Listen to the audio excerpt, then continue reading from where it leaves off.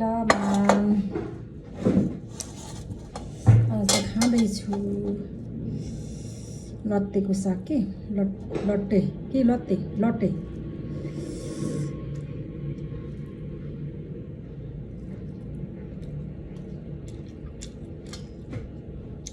मिठो भएछ। म त नुन कम खान्छु क्या, धेरै नुन कम खान्छु। नुनटरको भएको थियो अघि छक्दाखेरि, अनि मेरो पहिला पानी हालेर हल्का पानी खालेर उगाएर खालेर ठिक्क भयो त। दाल भात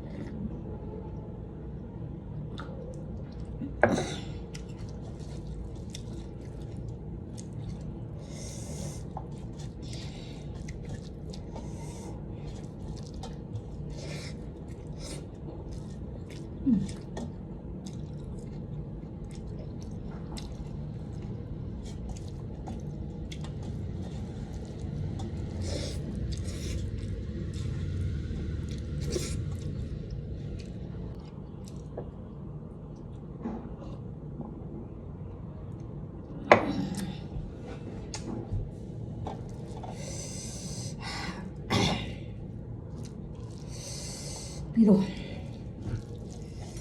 चाहिँ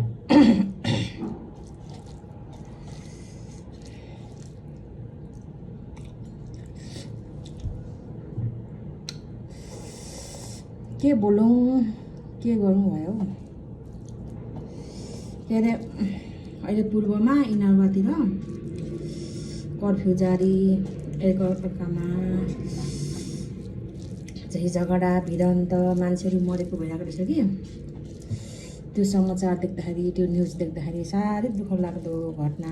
नेपाली होइन, नेपाल देश कत्रो छ र होइन, यत्रो सानो छ, कतिसँग जनसङ्ख्या होइन, कति पनि छैन। त्यही भएर एकअर्कामा मिलेर, एकअर्का प्रेम गरेर मिलेर अगाडि बढ्न पाए भन्ने जस्तो लाग्छ कि मलाई चाहिँ। त्यसरी लडेर लड्ने लडाउने मर्ने मार्ने होइन भनेको मिलेर बसेको राम्रो लाग्छ क्या मलाई चाहिँ। अनि साह्रै दुःख लाग्दो घटना है। के गर्ने, कसलाई दोष लगाउने खोइ पुरै छैन। जे हुनु भइसक्यो, अब चाहिँ एकदमै सम्झौतामा आउनु पऱ्यो कि। एकअर्कामा चाहिँ मिलेर अघि बढ्नेर छिट्टो सम्झौतामा ल्याउनु पऱ्यो।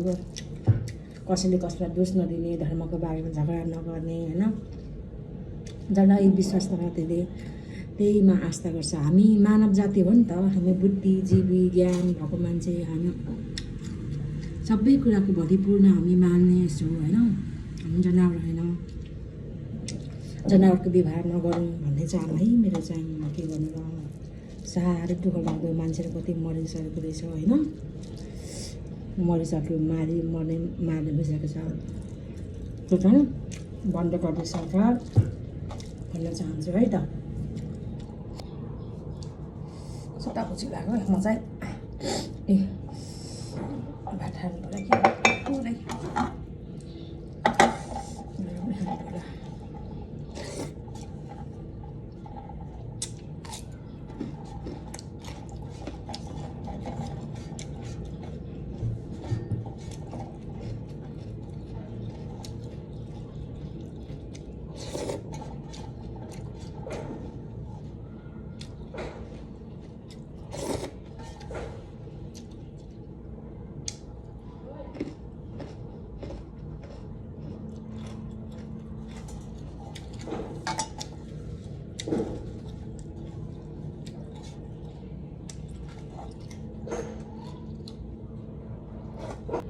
किनभने यसको लागि दुःख गर्नुपर्छ। कसैलाई पनि किन खाने भन्ने कुरा हो मेरो चाहिँ सिद्धान्त।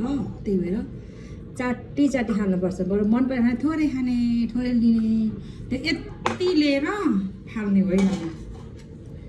किनभने कति मै हुँ भन्ने, कतिजना स्ट्यान्डर्ड मै भन्नेले यति लिएर आउँछ के कुनै पार्टीतिर होइन।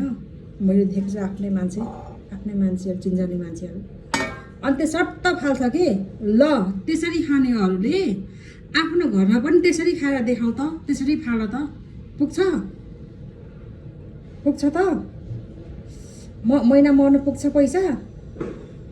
आफ्नो घरमा चाहिँ यति खाने होइन, खर्चै नगर्ने, अर्काको पायो भने चाहिँ लो भने त्यति लाने अनि खोर बनाइदिने, त्यो होइन नि त। आफ्नो घरको जस्तै हामीले सोच्नुपर्छ कि, या बाहिर होस् या भित्र होस् हामीले खानेको लागि इज्जत गर्नुपर्छ। बट थपेर खाने के म भन्न चाहन्छु यही नै होइन। यसरी नै खाउनु त लु, बाहिर फ्याँके जसरी घरमा पनि खाउनु पुग्छ। त्यो आफ्नो चाहिँ घरमा चाहिँ पानी जस्तो दाल भात, बाहिर चाहिँ पायो भने चुलचुलेर फाल्ने होइन। म चाहिँ त्यस्तो खालको बानी मन परेन। मेरो त बाबु, मेरो परिवारलाई सबैलाई यसरी खाने है, नछुट्ने है भन्छ। र मेरो घर चाहिँ यसरी नै खान्छ है सबैजनाले। भन्ने हस्, बाई बाई।